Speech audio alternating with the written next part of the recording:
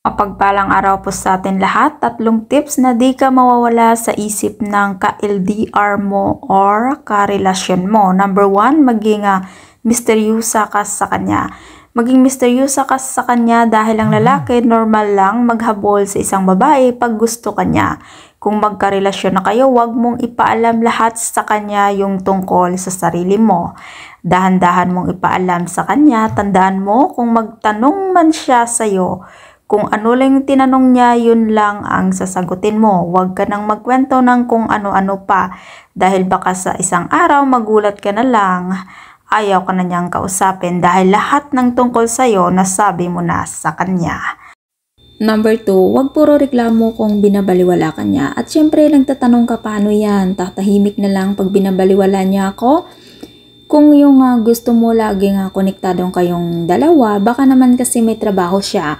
Hayaan mo siya, bigyan mo siya ng oras para sa trabaho niya, para sa sarili niya. Dahil kung puro reklamo ka, di mo alam kung anong buhay, anong trabaho meron siya. Baka yan ay nahirapan na sa trabaho niya tapos dadagdag ka pa na puro reklamo sa kanya. At talaga naman na mawawala na yan ng gana na isipin ka pa. Ang magiging tingin niya sa'yo ay toxic ka na para sa buhay niya at sa trabaho niya. At kung patuloy kang magreklamo, darating ang panahon na ayaw niyang makipag-usap pa sa'yo dahil sa isip niya puro toxic reklamo lang ang maririnig niya sa'yo. At ang kagustuhan mo na isipin ka niya, mag-isip siya kung paano ka na mawala sa buhay niya. Kaya baguhin mo ng ugali mo, huwag ka nang mareklamo sa kanya, bigyan mo siya ng oras, hayaan mo siya, kakausapin ka niya pag di na siya busy.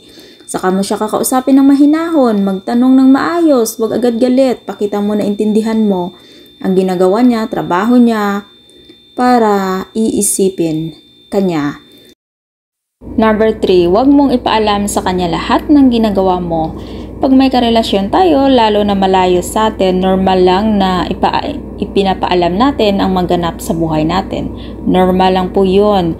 Pero normal din, wag natin ipaalam lahat ng ginagawa natin, lalo alam mong nakasubaybay siya sa mga social media account mo at maaari kang gumawa ng ganap sa buhay mo na di mo ipapaalam sa kanya. At magugulat na lang yan, may ginawa ka na di mo pinaalam sa kanya. At dyan na iisipin kanya kasi mapatanong niya sa sarili niya, bakit di ka nagpaalam sa kanya?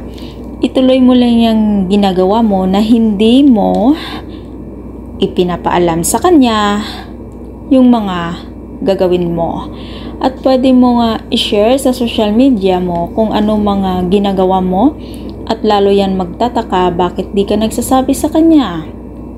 Kasi kapag mahal ka ng lalaki, magtatanong niyang lahat ng ganap sa buhay mo, gusto niya lahat sinasabi mo sa kanya. Pero kung di ka nagsasabi, dyan na iisipin ka na niya. At kung nagustuhan mo ang video na ito, pwede kang magkomento sa baba at pwede mong ibahagi ang aking video. At kung ikaw hindi pa nakasubscribe ng aking channel, please isubscribe mo ng aking channel, Ives K. Velasco. Maraming salamat po at mapagpalang araw po sa ating lahat.